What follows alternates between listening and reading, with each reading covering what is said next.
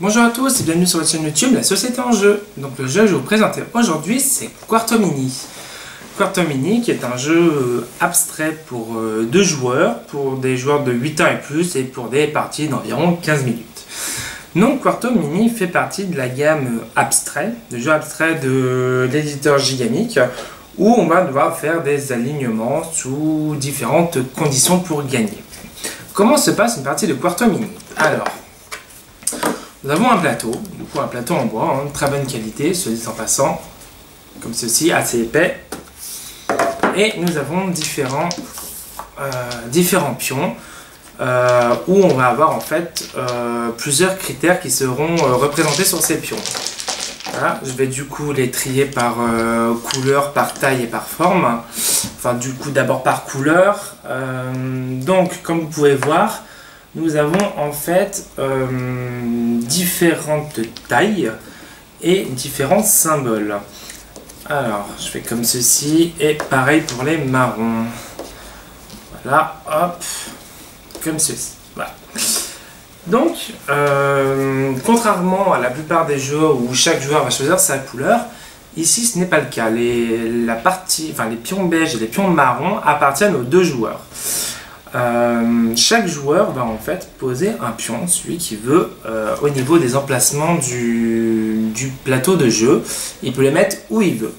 La petite originalité dans la mécanique, c'est que c'est en fait le joueur adverse qui va vous donner le pion qui décide. Du coup, c'est pas vous qui décidez de quel pion vous allez poser. Vous avez juste le choix de l'endroit où vous allez le poser. Au niveau de la différence entre les pions, donc, vous avez donc du coup des pions de taille petite, comme ceci, et de taille grande. Voilà, donc vous voyez la différence, hein, le grand est 2 fois plus grand. Vous avez au niveau de l'encadrement, il y en a un qui a un cerclage au milieu, du coup, voilà, il n'est pas plein, il y a un creux, et du coup, celui, il est plein. Voilà.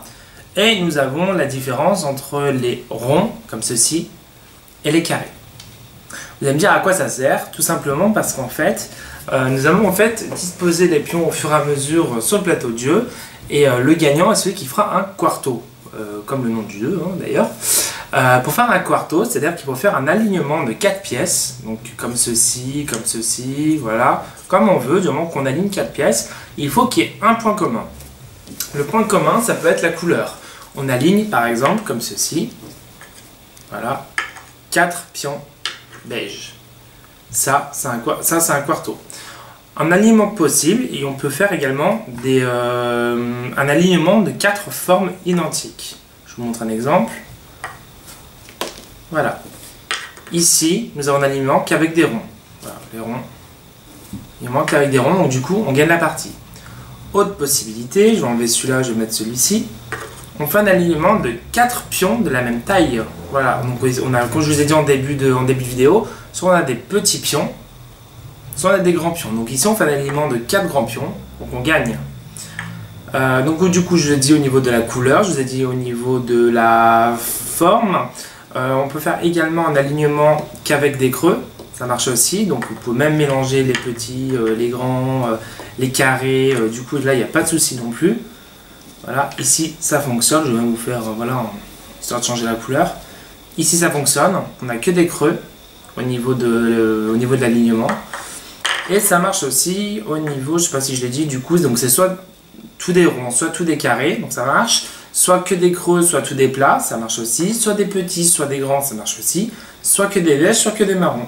Donc du coup, au fur et à mesure, on va placer les différents pions sur le plateau. Et il y a quasiment, alors je ne vais pas compter les probabilités, je n'ai pas suffisamment de parties à mon actif pour pouvoir le prouver, mais il y a quasiment peu de chances, je pense, de ne pas faire un quarto. Il y aura toujours un moment donné où vous allez pouvoir faire un quarto. Je sais qu'il y a une variante qui existe, bon ça je l'ai trouvé un petit peu sur internet, ou pour les joueurs qui font beaucoup de matchs nuls. Voilà. Donc, je pense que quand on connaît suffisamment bien la mécanique, peut-être que les quartos sont plus difficiles. Il y a une mécanique où du coup on autorise en fait il y a une variante où en fait on autorise les quartos en termes de carré. C'est-à-dire ici par exemple ça fait un carré. Voilà, on autorise les quartos sous forme de carré. Ici, voilà, je vais enlever tous les autres pions pour que vous puissiez voir. Là, hop, Voilà, on fait un alignement ici en forme de carré, voilà, on aurait pu le faire même ici, hein, ça marche aussi, etc. etc.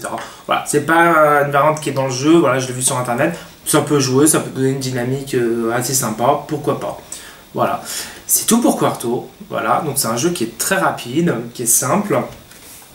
La mécanique est originale, puisque du coup c'est toujours le joueur adverse qui va me donner un champion, donc très souvent bah, c'est l'erreur, enfin c'est le joueur adverse qui fera une erreur hein, si vous gagnez. Du coup, 4 façons de gagner, hein, donc soit sur la taille, soit sur la couleur, soit sur la forme, soit sur le fait que ce soit creux ou plein. Donc voilà, 4 façons de gagner. Donc je trouve que c'est un jeu qui est assez sympa parce que du coup, à la fois c'est simple et subtil, mais à la fois il faut quand même se creuser les méninges pour essayer de trouver franchement la combinaison la plus efficace en fonction de comment est agencé les pions. Donc je trouve le jeu vachement bien de ce côté-là.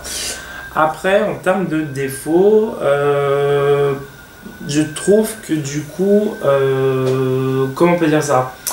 On peut subir le jeu sur la fin, c'est-à-dire qu'au début, autant on place un peu comme on veut, sur la fin, parfois, voilà, on peut se viander méchamment, voilà, parce que des fois, il y a peu de possibilités, et quoi qu'on fasse, du coup, si nous, on peut pas faire le quarto, l'autre le fera le tour d'après, voilà, on peut subir le jeu sur la fin. Et surtout, il peut y avoir franchement des étourderies qui coûtent des graves erreurs. Voilà, donc comme souvent dans les jeux abstraits, hein, où c'est le plus tactique qui gagne, ici une étourderie, ça ne bouge pas. Hein. On pose mal, du coup le joueur d'après pose le pion et gagne. C'est compliqué. Autre petit point de règle aussi qui a son importance, c'est que si on fait un quarto et qu'on ne dit pas qu'on a fait un quarto, c'est-à-dire que, je donne un exemple, hein, je fais un truc comme ceci, voilà. Hop, hop. Du coup, il y a un quarto ici, puisque du coup, ils ont tous la même taille. Je ne l'ai pas vu, parce que je l'ai posé et en fait, je regardais autre chose, je ne le vois pas. Si le joueur d'après le voit, si c'est son tour, il peut dire quarto, même si c'est pas lui qui a posé la pièce, et bien c'est lui qui gagne. Voilà, donc il faut vraiment tout analyser, parce que parfois, on peut gagner sans même le voir, et du coup, ça peut nous coûter la victoire. Voilà, c'est le petit point de règle de dernière minute.